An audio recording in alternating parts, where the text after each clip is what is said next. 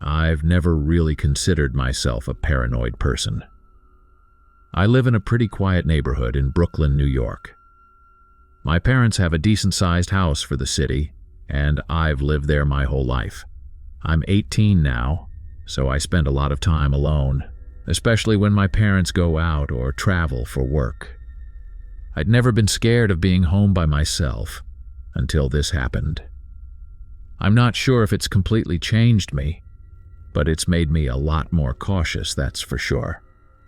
This was about 2 years ago. I was still in high school, it was late fall, and I was a senior.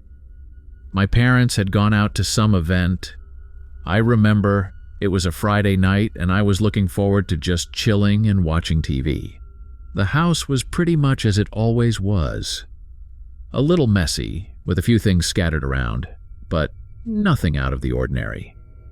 I made myself some dinner, ate in front of the TV, and everything felt totally normal. No weird vibes or anything. At some point after dinner, I noticed a couple of small things that seemed off. My phone charger wasn't exactly where I'd left it, and I could have sworn a book on the coffee table had been moved.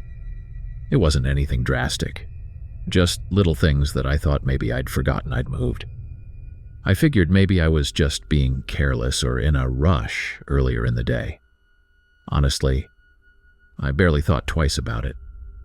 I went back to watching TV, switching between channels and trying to find something decent to watch. After about an hour or so, I started getting tired. It wasn't that late, maybe around 11 p.m., but I'd had a long day at school, so I decided to head upstairs and get ready for bed. On my way up, I passed through the hallway that leads to the living room. As I walked by, I noticed the curtains by the window were fluttering slightly, like there was a draft. That was odd. The window was cracked open just a tiny bit, maybe an inch or two. I definitely hadn't opened it, and it's not the kind of window that just opens on its own. I figured my parents had probably opened it earlier in the day and just forgot to close it properly. It was cold outside, so I went over and shut it tightly. The thought of someone opening it didn't even cross my mind at that point. After closing the window, I went upstairs, brushed my teeth, and got into bed. I was already feeling a little on edge from the whole window thing, but I tried to push it out of my mind. I put on some YouTube videos to help me relax, but I couldn't really focus on them.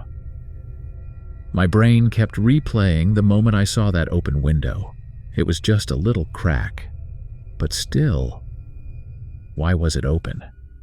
After about 20 minutes of lying in bed and scrolling through my phone, I started hearing faint noises. Nothing too distinct, just little creaks here and there. But they were definitely coming from downstairs. The house makes noises all the time, especially when it's cold, so I didn't think too much of it at first.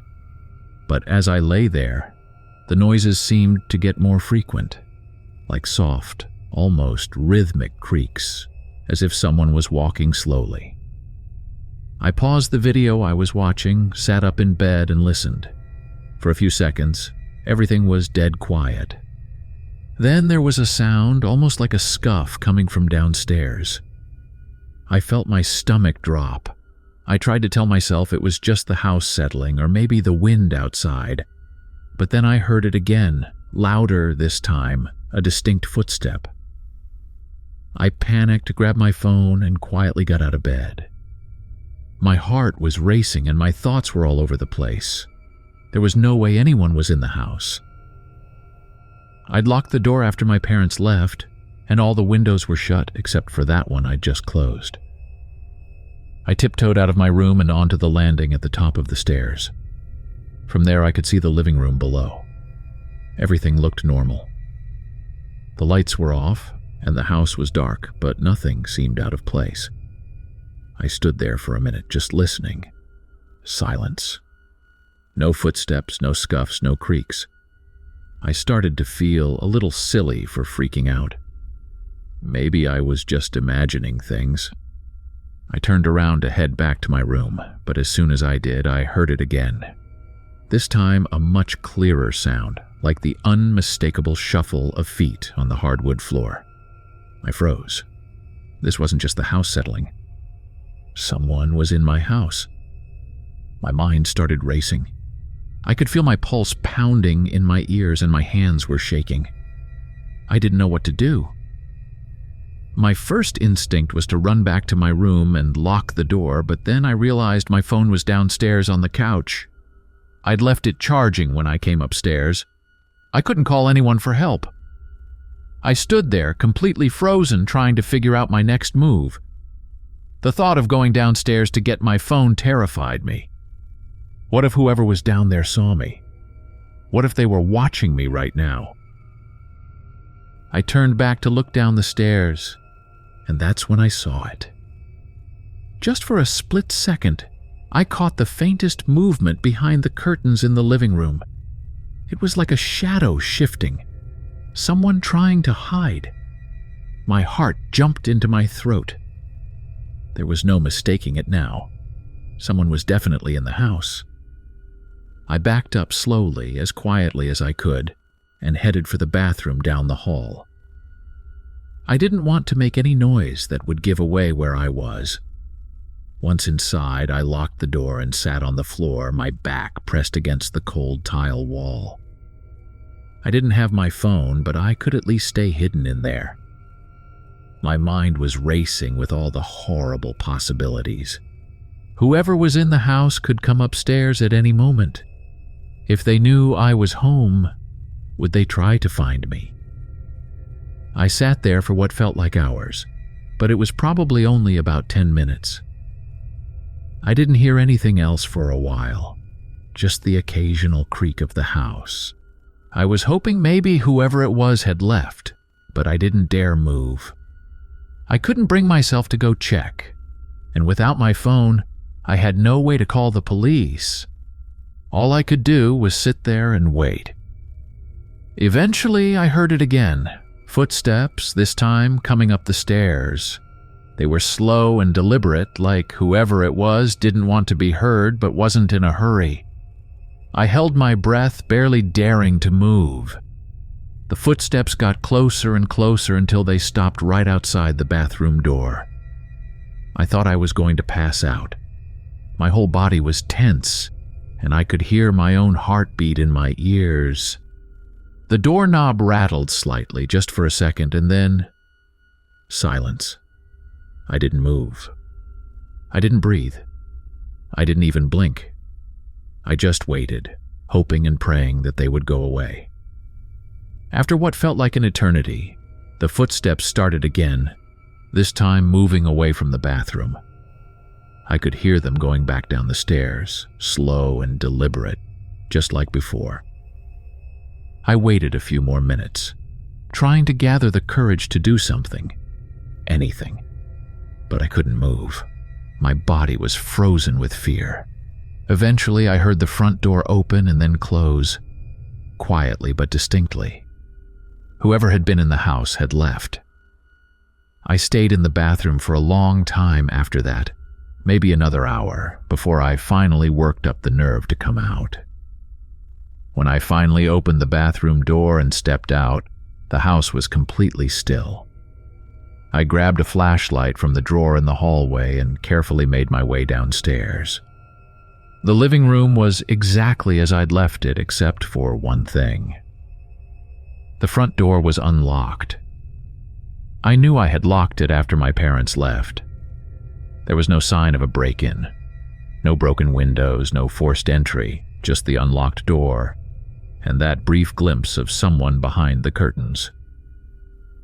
I ran back upstairs, grabbed my phone, and immediately called the police.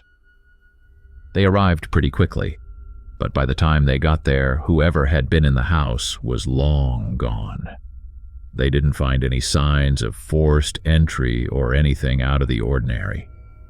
No fingerprints, no evidence. It was like the person had never even been there. But I knew what I'd seen and heard. The police told me it was probably someone who had been watching the house and knew my parents weren't home. They figured it was a burglar who got scared off when they realized I was there. That explanation made sense, but it didn't make me feel any better. For weeks after that, I couldn't sleep properly. Every little sound in the house made me jump. I kept the windows locked tight and double-checked the doors every night before bed. My parents were freaked out too, and they started setting the alarm system every time they left the house. Even though nothing was stolen and no one got hurt, the whole experience shook me. It's been a couple of years now, and I still think about it sometimes. I don't know who that person was or why they were in my house. Maybe it was just a random break-in, or maybe they'd been watching me for longer than I realized. I guess I'll never know. But ever since that night, I've never felt completely safe being home alone again. I moved into a new apartment in 2022, back when I was fresh out of college. I'd just gotten a job in Chicago, and even though I didn't have a lot of money, I was excited to get my first place by myself. The apartment was nothing special. 1 bedroom, a small living room, a tiny kitchen, and a bathroom. But it was mine. It was in an old building in Logan Square, not too far from where I worked. The rent was cheap, the neighborhood was decent, and everything seemed to be going smoothly. At first, I was totally happy with the place. The move was stressful, like any move, but once I was settled, I quickly got into a routine. I'd get up, go to work, come home, make dinner, maybe watch some TV or read, then go to bed. It was quiet, which I liked. The building had a few other tenants, mostly older people, and I hardly ever ran into anyone. Honestly, it felt like I had the whole building to myself most of the time. I kept the door locked and didn't really think too much about safety. It's not like I had any reason to. I figured it was just a quiet neighborhood in an even quieter building. Nothing weird. One night, maybe a couple of months after I'd moved in, I was sitting on the couch reading before bed.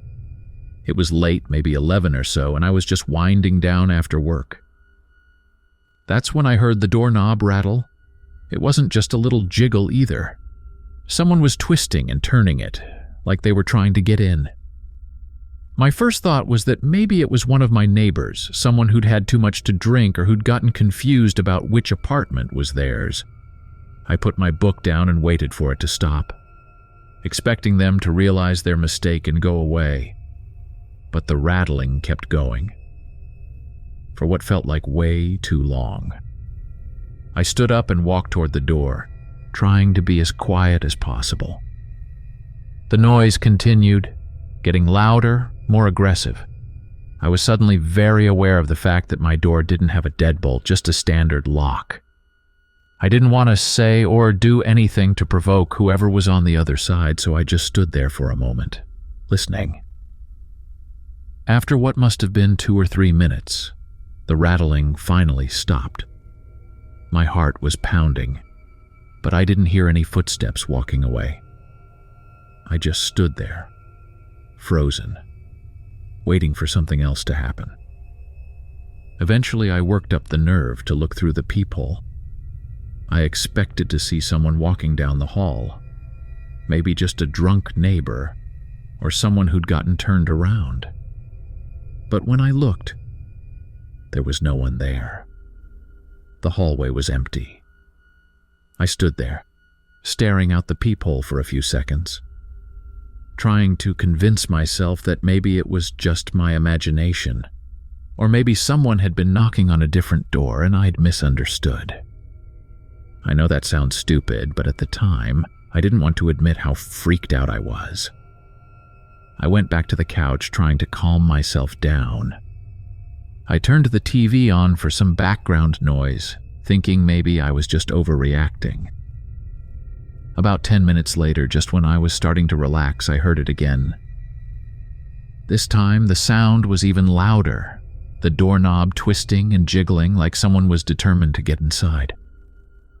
I shot up from the couch, my stomach in knots. This wasn't just some mistake or a confused neighbor. Someone was deliberately trying to get into my apartment. I crept back to the door, my heart racing, and looked through the peephole again. This time, There was a man standing right outside my door, his face partially turned away, but I could tell he wasn't anyone I recognized. He was older, maybe in his 40s or 50s, with unkempt hair and wearing an old, worn-out coat. I could see his hand on the doorknob, still trying to turn it, like he was expecting it to open any second. I could hear his breathing through the thin door, slow and heavy, like he wasn't in any rush. I didn't know what to do. I didn't want to make any noise or let him know I was standing just on the other side of the door. I was terrified that if I made a sound, he'd realize I was alone in the apartment and get more aggressive. I thought about calling the police. But my phone was sitting on the coffee table in the living room, and I didn't want to move from the door in case he tried something else. So I just stood there, hoping he would leave. The guy stood there for what felt like an eternity, still fidgeting with the doorknob, then suddenly stopped. I heard him muttering something under his breath, though I couldn't make out what he was saying. He wasn't speaking loudly enough for me to catch the words, but the tone was angry, frustrated. After another minute or so, he finally walked away, his footsteps echoing down the hallway. I waited until I couldn't hear him anymore, then bolted over to the window and peeked outside. There was a streetlight just across from the building's entrance, and I could see the man standing outside, looking up at my window. I quickly ducked down, not wanting him to see me watching. I stayed crouched by the window, my heart racing until I finally heard him walk away. I didn't move for a long time after that, just stayed there, trying to process what had happened. I didn't sleep much that night.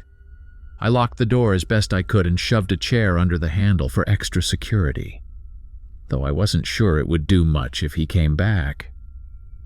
The whole thing freaked me out so much that I didn't even tell anyone about it for a while. I just wanted to pretend it hadn't happened. Maybe that was stupid, but at the time I didn't want to make a big deal out of it. I kept thinking that maybe it was just some guy who'd gotten the wrong apartment, even though I knew deep down that wasn't the case. A couple of nights later, I was lying in bed, trying to fall asleep. It was late again, probably around midnight, and the apartment was dead quiet. I was starting to doze off when I heard the sound again. This time, it wasn't the doorknob, it was the sound of someone trying to push the door open, like they were leaning against it or trying to force it. I shot up in bed, my heart pounding, and listened. It wasn't loud, but it was unmistakable. Someone was outside my door trying to get in again. I didn't even hesitate this time. I grabbed my phone, went into the bathroom, and locked the door behind me. I sat on the floor shaking and called the police. I didn't want to confront whoever was out there, and I was too scared to go back to the door to see who it was. All I could do was sit there, waiting for the police to show up.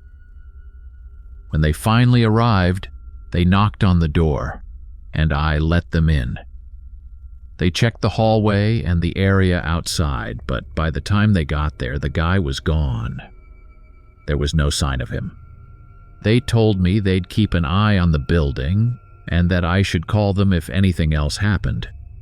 But they couldn't do much since there wasn't any real evidence of a break-in attempt. I felt so frustrated, but what could I do? There wasn't much to go on. For a while after that, nothing happened. I was still on edge all the time, constantly checking the door and jumping at every little noise. But I tried to convince myself that maybe it was over. Maybe whoever it was had given up or realized they had the wrong place. I even considered moving, but my lease still had several months on it, and I didn't have the money to break it. One night, maybe a month after the police came, I was coming home from work. It was dark, and as I was walking up to the building, I saw someone standing by the entrance. At first, I didn't think much of it. People stood outside all the time to smoke or wait for a ride. But as I got closer, I realized it was the same man. He was standing there, leaning against the wall, staring at the front door like he was waiting for someone. My stomach dropped. I didn't want him to see me, so I quickly ducked around the corner and waited. I watched him from a distance, trying to figure out what to do. After a few minutes, he left, walking down the street and disappearing into the night. I waited a bit longer, just to make sure he was really gone, before finally going inside. That night, I couldn't sleep again. Every little sound made me jump, and I kept imagining him standing outside the building, waiting for me to come home. I felt trapped, like I couldn't escape this guy. It didn't help that I still didn't know who he was or why he was targeting me. I didn't have any enemies, and I hadn't noticed anyone following me. He was just there, always showing up when I least expected it. The next couple of weeks were quiet. I didn't see the guy again, and I started to relax a little, though I was still being extra cautious. I kept the door locked at all times, double-checked the windows, and made sure not to leave anything that could attract attention. But one night, just when I was starting to think maybe it was over, it happened again. I was lying in bed almost asleep when I heard a loud banging on the door. It wasn't like before. This time, it was loud, insistent, like someone was pounding on the door with their fist. I shot up in bed, my heart racing, and grabbed my phone. I didn't even bother to look through the peephole. I just called the police immediately. As I was on the phone with the dispatcher, the banging stopped. I stayed in bed, clutching the phone, waiting for the police to arrive. When they got there, they checked the hallway again, but the guy was already gone. I told them everything that had happened. The knocking, the attempts to get in, the man I'd seen outside the building. But there wasn't much they could do. They told me they'd increase patrols in the area, but without any real evidence, their hands were tied. After that, I couldn't take it anymore. I told my landlord I was moving out, broke my lease, and found a new place as quickly as I could. I didn't care about the money at that point, I just needed to get out of there. I never saw the guy again after that, but the whole experience left me paranoid and on edge for months. Even now, in my new apartment, I still get nervous every time I hear a noise outside or when someone knocks on my door. I've tried to rationalize it since then, telling myself that maybe it was just some random creep who was targeting the building, not me specifically. But there's always a part of me that wonders what would have happened if I hadn't been home those nights or if I'd opened the door. I don't know who that guy was or what he wanted, but I'm just glad I never found out. Back in 2019, when I was still living in Los Angeles, I had something happen to me that I've never really been able to shake off. I think about it all the time, especially when I'm alone in my apartment now, even though I've moved since then. I try not to let it get to me, but it's hard when something like this has happened to you. Back then, I had just started to build a little following on Instagram. I wasn't famous or anything, but I had a few thousand followers, mostly people who were into the same kind of fashion and makeup as me. I posted regularly, did a few collaborations, and started getting free products here and there. It was exciting, but I never thought of myself as an influencer or anything like that. It was just something fun to do on the side while I was in college. I'd get a lot of comments and messages from people, mostly other girls, but occasionally some guys would slide into my DMs. Most of the time, I'd ignore the weird messages, but there was one guy who started messaging me regularly. At first, it wasn't anything creepy. He would comment on my stories, react to my photos, and occasionally send a private message saying something like he loved my style or I looked great in that outfit. I thought it was harmless, just another random person who liked my content. But then his messages started to get more personal. He started asking questions about my life, like where I went to school and what I like to do in my free time. I didn't respond to him, but he kept messaging me, becoming more insistent. He'd say things like he'd love to get to know me better, or maybe we could meet up sometime. It made me uncomfortable, so I blocked him and didn't think much more about it. I figured that would be the end of it. For a while, nothing strange happened. I went back to my normal routine, going to classes, working part-time, and keeping up with my Instagram. I'd post regularly, share updates about my day, and interact with my followers. But then I started noticing little things around my apartment. Nothing major at first, just small things that seemed out of place. I'd come home from class, and a mug that I was sure I'd left on the kitchen counter would be in the sink, or my textbooks would be shifted around on my desk. I'm a pretty organized person, so I found it odd, but I didn't really think much of it. I just assumed I'd moved things around without realizing it. Then one night I came home late after spending the evening at a friend's place. My roommates were out of town for the weekend, so I had the apartment to myself. When I walked in, everything seemed normal at first. I dropped my bag on the couch, grabbed a snack from the kitchen, and went to my room to unwind. But when I walked in, something felt off. It took me a second to realize what it was. My closet door was open, just a crack. I never leave my closet door open. It's one of those little habits I've always had. I close it before I leave the room every single time. I figured maybe I'd been in a rush that morning and forgot to shut it. But when I looked inside, nothing seemed out of place. My clothes were all hanging where they should be, and nothing was missing. I brushed it off and closed the door, trying to convince myself I was being paranoid. A few days later, I was sitting in my living room working on some school stuff when I heard a knock on the door. It was strange because I wasn't expecting anyone, and my roommates weren't back yet. I went to check the peephole, but when I looked, no one was there. I thought maybe I'd imagined it or it was just some kids messing around, so I went back to what I was doing. But then I got a notification on my phone. It was a message from an Instagram account I didn't recognize. I opened it up, and my stomach dropped.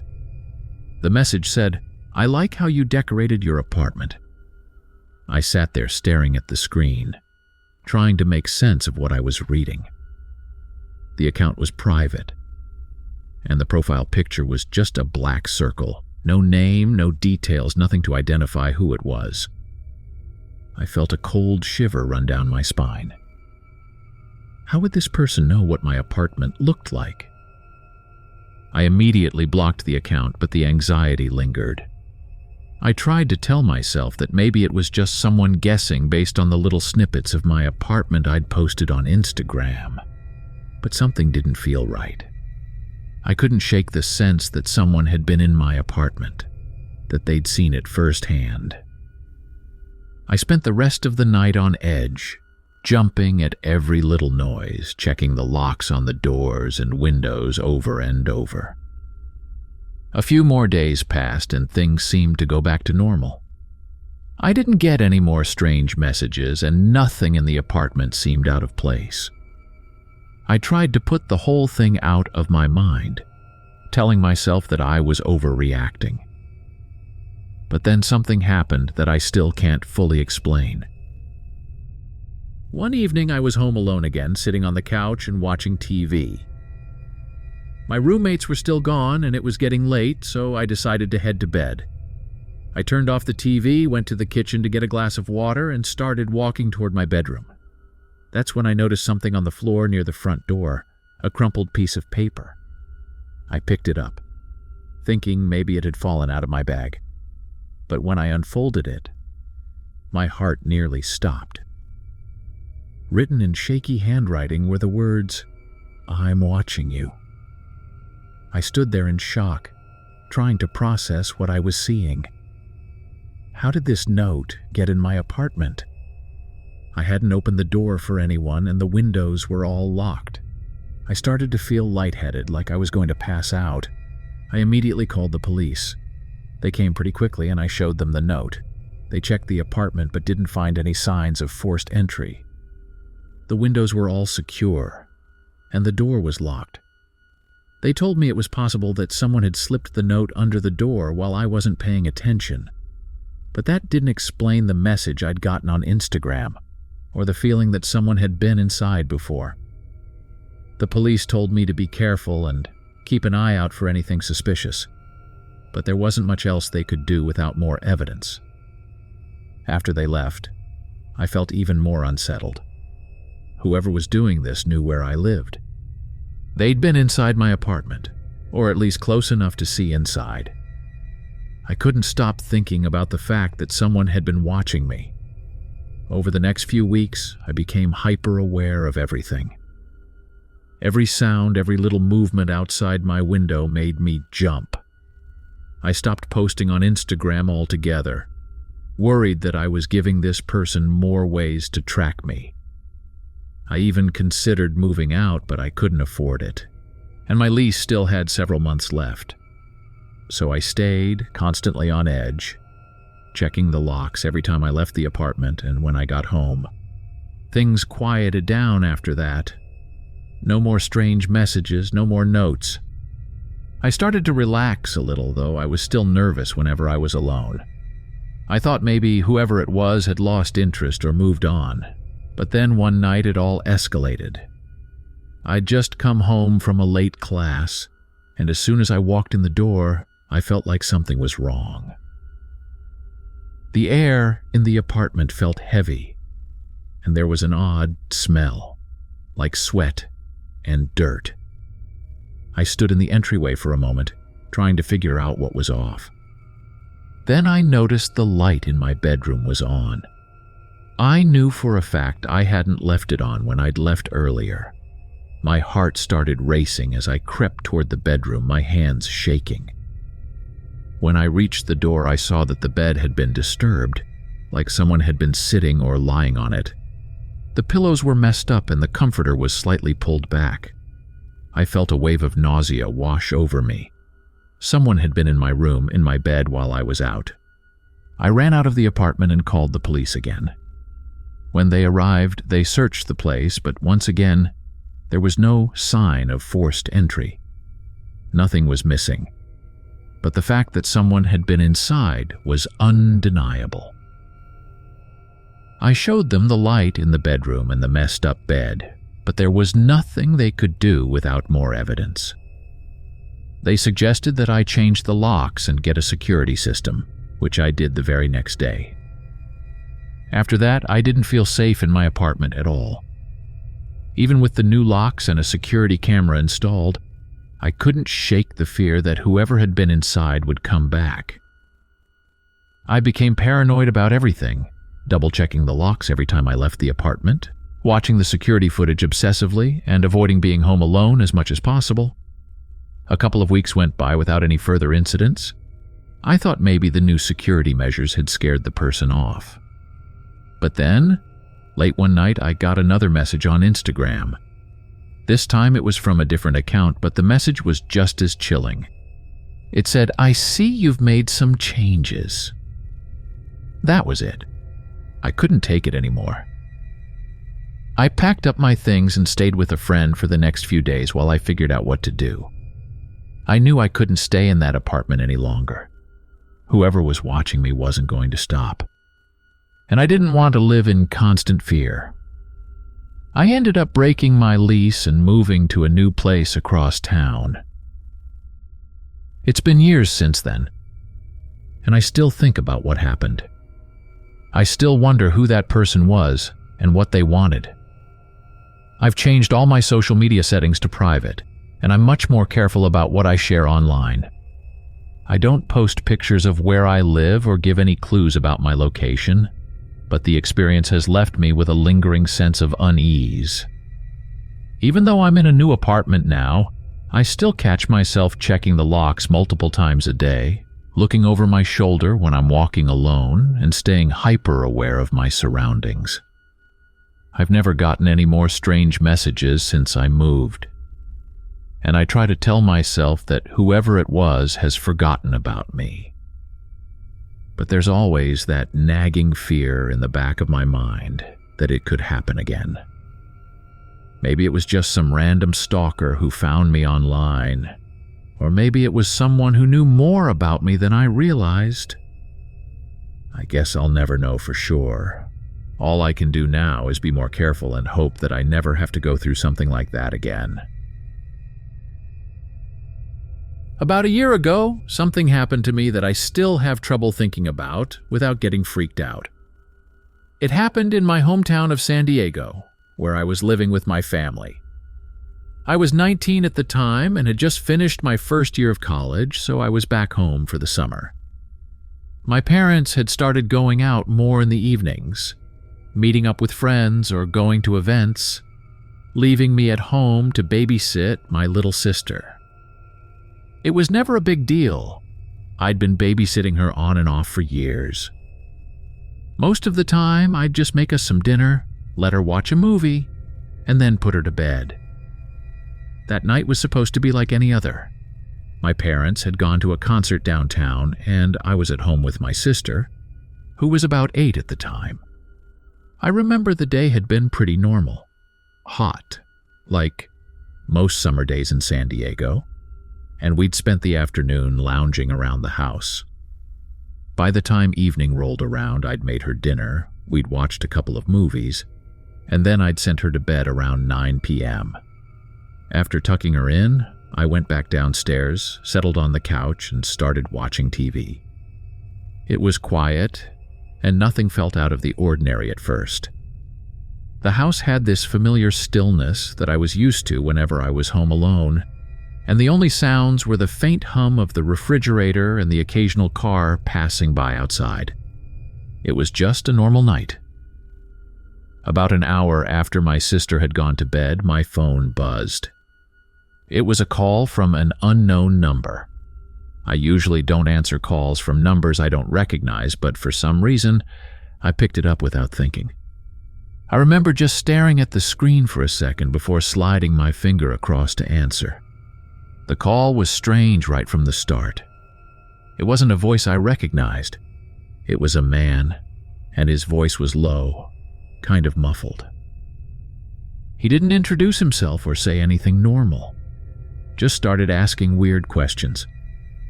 He asked if I was home alone, what I was doing, and even asked about my parents, like when they'd be back. I didn't answer his questions at first, thinking maybe it was some kind of prank or a wrong number.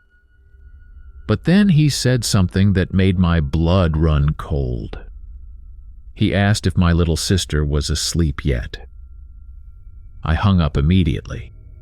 The fact that he mentioned my sister, I hadn't said anything. Hadn't told him where I was or what I was doing. It was too specific, too creepy. My mind was racing, and I started to panic, thinking about how he could have known that I was babysitting her. I sat there for a few minutes, staring at my phone, half expecting him to call back. But nothing happened. The house was quiet again, and I tried to tell myself that maybe it really was just a prank.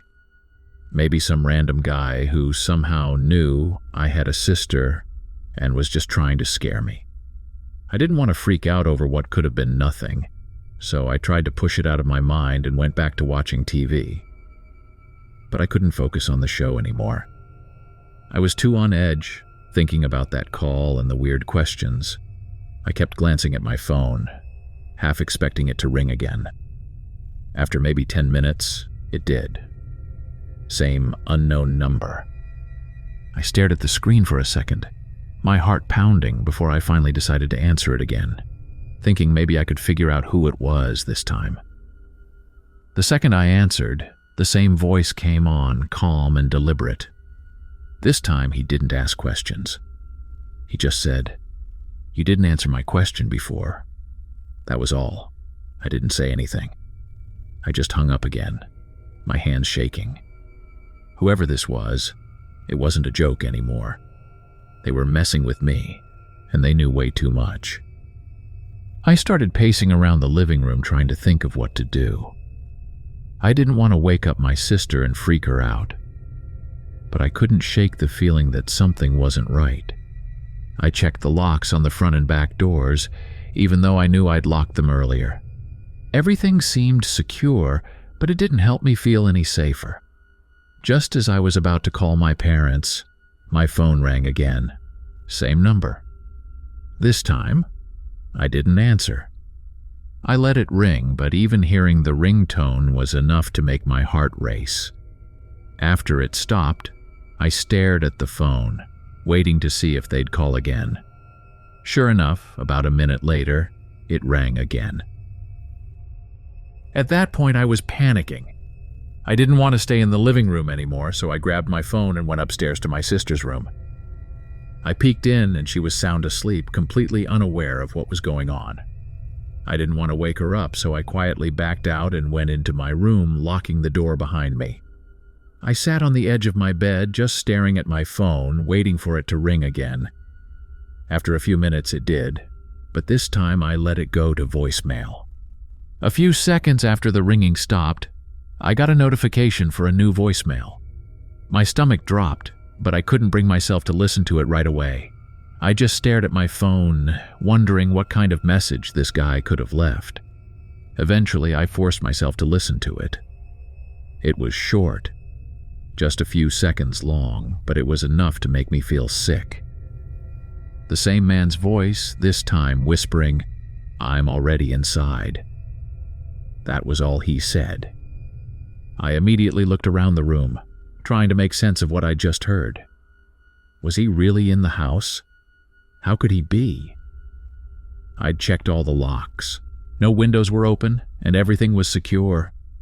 But hearing those words, I felt this sudden rush of panic. Like maybe I'd missed something. Like he really could be in the house. I bolted out of my room and ran to my sister's room, locking her door behind me. I didn't care if I woke her up at that point. I just needed to make sure she was safe. She was still sound asleep, and I didn't want to scare her, but I knew I couldn't just sit there and wait for something to happen. I grabbed my phone and called the police. I told them about the calls, the weird questions, and the voicemail. They said they'd send someone over right away. As I waited for them to arrive, I sat on the floor by my sister's bed, trying to keep my breathing steady. I listened for any sound, any creak or movement that might mean someone was actually inside the house. But all I could hear was the ticking of the clock on the wall and the faint hum of the AC. It felt like forever. But eventually, I heard the sound of a car pulling up outside, followed by a knock at the door. I didn't want to leave my sister's room, but I knew the police were here, so I ran downstairs and opened the door. 2 officers were standing there, and I quickly explained everything again, showing them my phone and the voicemail. They took it seriously, which was a relief, but they didn't find any sign that someone had broken in. They checked all the windows and doors, even the backyard, but everything was secure. No one had forced their way inside. Still, they stayed with me while I called my parents, and I told them what was going on. They were on their way home at that point, so the police stayed until they arrived. By the time my parents got back, the police hadn't found anything suspicious, but they suggested we change the locks and maybe get a security system just to be safe. My parents agreed, and they were just as freaked out as I was. The officers left after making sure everything was okay, and I spent the rest of the night in my parents' room, unable to sleep. The next day, my parents had the locks changed, and we installed a security system with cameras. We never found out who was making the calls or how they knew so much about our house and my sister. I didn't get any more calls after that night, but I still couldn't shake the feeling that someone had been watching us. For weeks afterward, I was on edge every time I was home alone. Even though we had the security system, I couldn't stop thinking about that voicemail and the idea that someone might have been inside the house without us knowing. I never told my sister about what happened. She was too young and I didn't want to scare her. But I was constantly paranoid that whoever it was might come back. It's been a year now, and I've moved out to live on campus. But every time I go back to visit my parents, I still get that anxious feeling. I always double-check the locks and make sure the security system is on. I don't know if the guy who called me that night was just trying to mess with me or if he really had been in the house. But either way, it was the most terrifying experience of my life. This happened a couple of years ago. At the time, I was living in a small house in Tacoma, Washington, just a couple of blocks away from where I grew up. I had lived there for about a year, renting the place from a friend of a friend who was overseas for work. It wasn't anything fancy, but it was perfect for me. The house was a little old with creaky floors and an attic that I never really went into, but it had a good amount of space, and the rent was cheap. The neighborhood was quiet too. Mostly families and a few older people who'd lived there for decades. One of those older people was my next-door neighbor, Mrs. Henderson. She was in her late 70s, maybe early 80s, and lived alone. I didn't know her all that well, but we'd talk every now and then when we saw each other outside. She was nice, your typical sweet elderly lady. She'd lived in that house for as long as I could remember, and growing up I used to see her outside working in her garden all the time. Lately, though, she'd been keeping more to herself.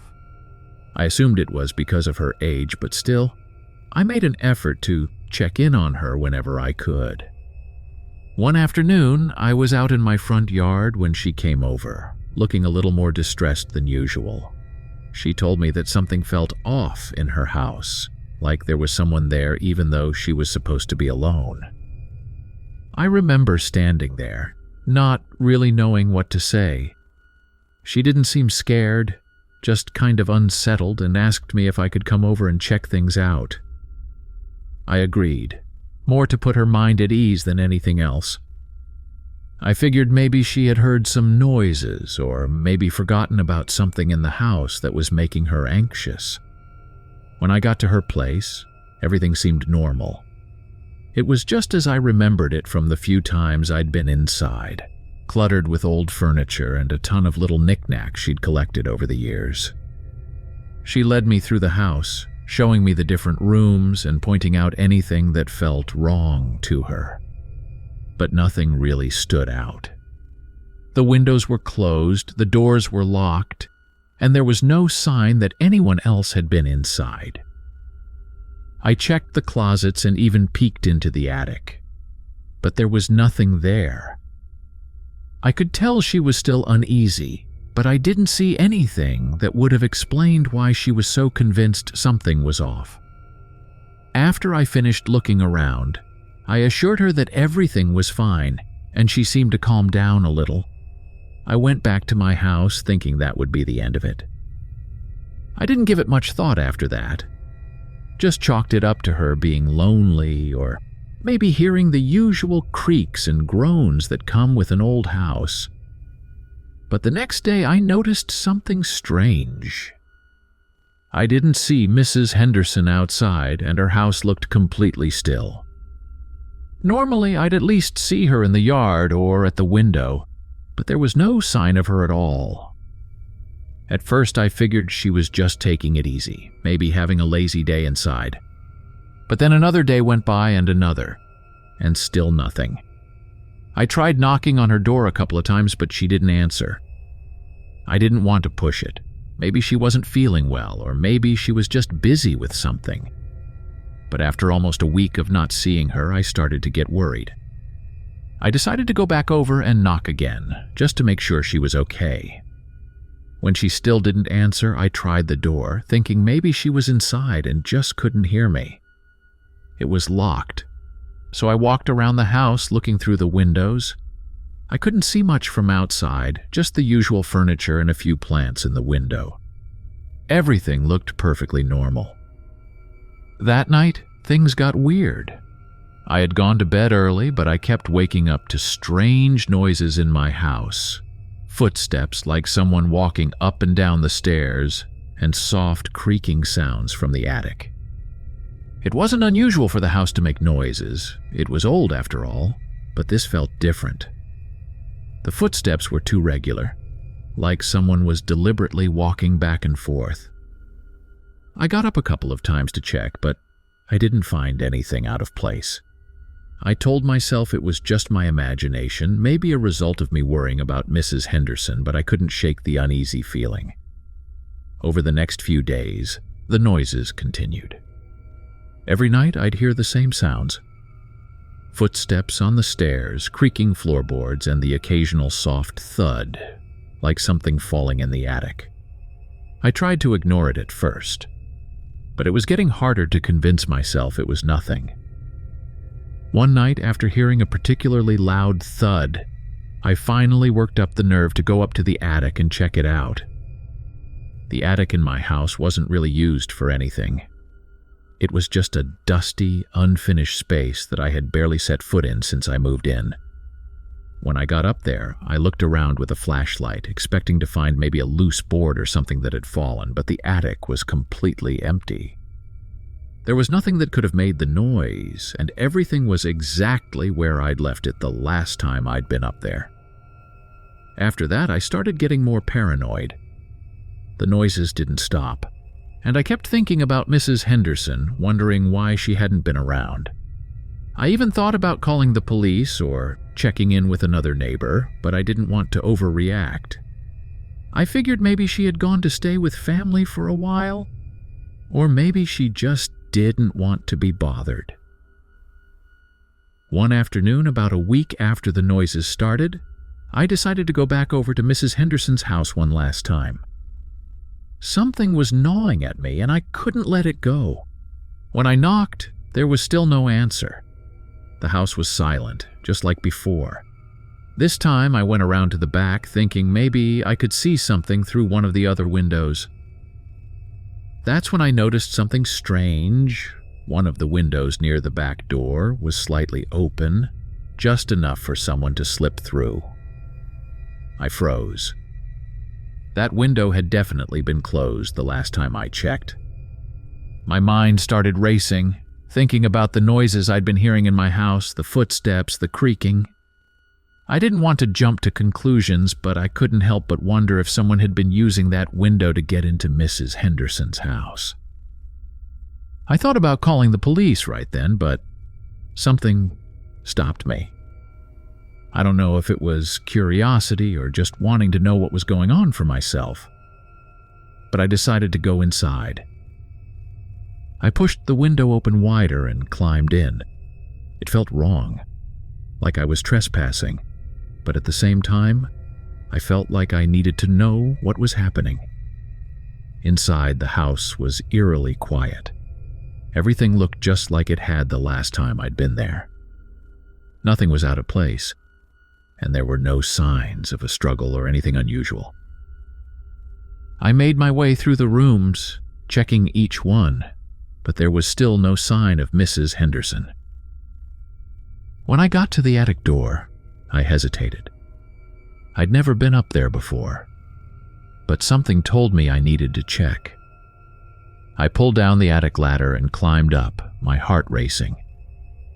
The attic was dark and dusty, and the air was thick with the smell of mildew.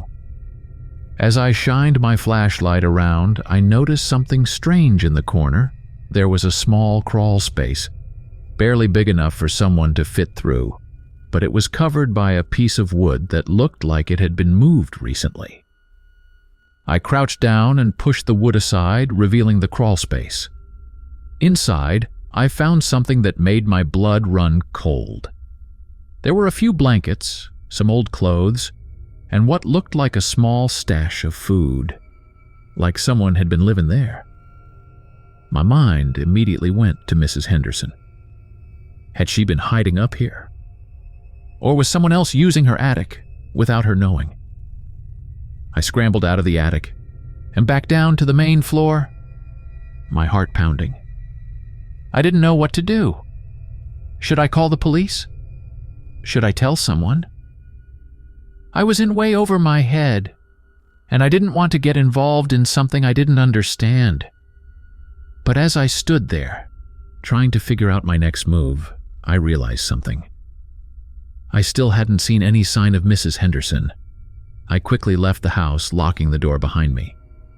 I went back home, but I couldn't stop thinking about what I'd found. The noises in my own house didn't feel like a coincidence anymore. Someone had been living in Mrs. Henderson's attic, and I couldn't shake the feeling that they might have been sneaking into my house too. I stayed up all night listening for the noises, but for the first time in days, everything was quiet. The next morning, I finally decided to call the police. I told them everything: the noises, Mrs. Henderson's disappearance, and what I'd found in her attic. They came over and checked both houses, but they didn't find anything out of the ordinary. They told me that Mrs. Henderson had apparently left town to stay with her niece a few weeks ago, but no one had heard from her since. They said they'd look into it, but I could tell they didn't think much of my story. After that, the noises stopped. I never heard the footsteps or the creaking again, and I never saw Mrs. Henderson again either. The house next door stayed empty for months, and eventually it was sold to a new family. I moved out of my place not long after that, but I still think about what happened. I never got any answers, and part of me wonders if I imagined the whole thing. But deep down, I know something wasn't right. In 2021, I moved into a small apartment in Portland, Oregon. It was my first place on my own, and I was excited to finally have some independence after years of living with roommates. The apartment was in a quiet neighborhood, the kind of place where people mostly kept to themselves. It wasn't anything fancy, just a one-bedroom unit in an older building, but it had character, and I liked that it was tucked away on a side street where there wasn't much traffic. When I first moved in, everything seemed great. The place was small but cozy, and I spent the first couple of weeks settling in, unpacking boxes and decorating. It was just starting to feel like home. I didn't have many neighbors, and I barely saw the few that lived around me. There was an older couple in the unit across the hall who I'd run into occasionally, but we only exchanged small talk in passing. Overall, it was pretty quiet, which I liked. About a month into living there, though, I started noticing little things that made me feel uneasy. At first, it was minor. Just random items in my apartment that seemed to be in slightly different places than where I'd left them. Nothing big, just things like my keys being on the kitchen counter when I was sure I'd left them by the front door, or a book on the coffee table that I hadn't been reading. I brushed it off as me being forgetful. I'd just moved in, after all, and I figured I wasn't used to where I was putting things yet. Then I started finding things in stranger places. One morning I found a spoon in the bathroom sink. I didn't remember ever bringing it in there, and it didn't make any sense for it to be there. Another time, I found my shoes, ones I hadn't worn in days, set neatly by the front door, even though I usually kept them in the bedroom closet. Again, I tried to convince myself I was just misremembering things. I told myself I'd been busy with work and maybe just distracted. It was the only explanation that made sense at the time. The first real red flag happened about 2 months in. I was taking out the trash one evening and noticed something weird in the dumpster. There, sitting on top of a pile of trash, was one of my coffee mugs. It was unmistakable. Same color, same design, one of a set that I'd bought when I first moved in. I was confused as to how it had ended up out there. I hadn't thrown it away, and I was sure I hadn't taken it outside for any reason. I figured maybe I'd somehow dropped it in with the trash without realizing it, though that didn't seem likely. Still, I didn't think too much of it. I just grabbed it, washed it, and put it back in the kitchen.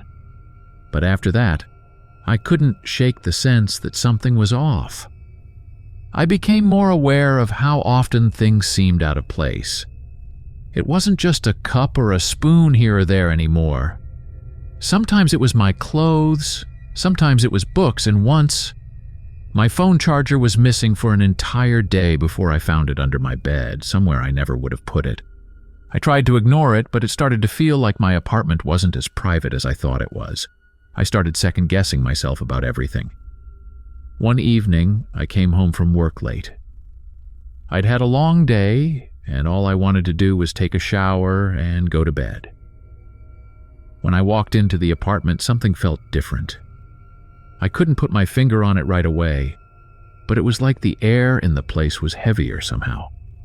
I walked into the bathroom and noticed that the shower curtain was drawn shut, which was weird because I always left it open. I hesitated for a second before pulling it back, half expecting to find something or someone behind it, but the tub was empty. Still, my heart was racing a bit, and I couldn't shake the unease that had been building over the past few weeks. As I was showering, I felt a cold draft, like air was coming in from somewhere. At first, I thought maybe I'd forgotten to close a window, but when I got out and checked, all the windows were shut and locked. I even checked the front door to make sure it was secure, and it was. The draft was still there, though, faint but noticeable. I decided to let it go for the night, but I kept thinking about it as I went to bed. The next morning, I got up early to get ready for work. As I was brushing my teeth, I felt the draft again, this time stronger. I was determined to figure out where it was coming from, so I started checking around the apartment. That's when I noticed something strange in the bathroom. There was a small vent high up on the wall that I hadn't paid much attention to before. It was the kind of vent you might see in older buildings, but I hadn't noticed any air coming from it before. I decided to take a closer look, so I grabbed a chair and climbed up to inspect it. When I got close, I realized that the vent wasn't just an ordinary air vent. It wasn't connected to any ductwork, and there didn't seem to be any airflow coming through it. The screws holding it in place were loose, and the cover looked like it had been taken off recently. I hesitated for a moment, then decided to take the cover off entirely. What I saw behind it made my stomach drop. There was a small crawl space behind the wall, just big enough for someone to fit inside. It was dark and dusty, and I couldn't see much beyond the opening. But there, inside the crawl space, I could see a few things. Blankets, some empty food wrappers, and what looked like a small notebook. My mind raced as I tried to process what I was seeing. Someone had been living in there. Someone had been in my apartment, watching me, moving my stuff around, and I had no idea how long they'd been doing it. I scrambled off the chair and immediately called the police.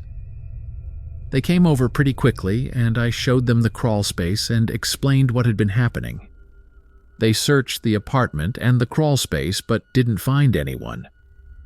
Whoever had been in there was gone, and they didn't leave much behind. The police told me that it looked like someone had been using the crawl space to hide out, probably entering and exiting through a larger maintenance access that led to the building's basement. They didn't find much evidence, but they assured me they'd look into it. After they left, I couldn't shake the feeling of dread that had settled over me. I didn't know how long someone had been living in the walls of my apartment, watching me go about my day-to-day life. All those times I thought I was misplacing things. It wasn't me. It was whoever had been hiding in that crawl space, moving things around and messing with me. That night, I barely slept. Every little noise in the apartment made me jump, and I kept imagining someone creeping through the walls, watching me from the darkness. I thought about staying with a friend or getting a hotel room, but I didn't want to leave the apartment unattended, just in case whoever it was decided to come back. Over the next few days, I became hyper-aware of everything around me. I checked the crawl space every morning and every night, but there were no signs that anyone had been back. Still, I couldn't shake the paranoia. I started leaving lights on when I wasn't home, hoping it would deter anyone from sneaking in. I even put up a few cheap security cameras around the apartment just in case. A week went by without any incidents, and I started to feel a little more at ease. Maybe whoever had been hiding in the crawl space had moved on. Maybe the police presence had scared them away. But deep down, I couldn't shake the fear that they might come back. Then, one evening, as I was taking out the trash, I saw something that made my blood run cold. In the dumpster, on top of a pile of garbage, was the same coffee mug I'd found there weeks ago. The one I'd washed and put back in my kitchen. Somehow, it had ended up outside again. I couldn't explain it. I hadn't thrown it away, and I hadn't taken it outside. The only explanation was that someone else had. That was the final straw for me.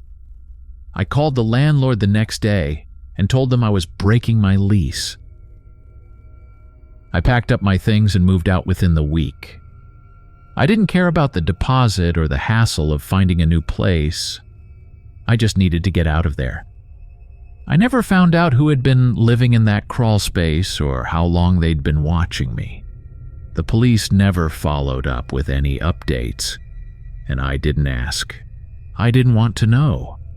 All I knew was that someone had been there hiding in the walls, and I'd been completely unaware. Thank you for watching. If you found these stories gripping, don't forget to subscribe for more spine-tingling content. For another hair-raising tale, check out our suggested video. And if you're hungry for more eerie encounters, dive into our playlist featuring similar chilling narratives.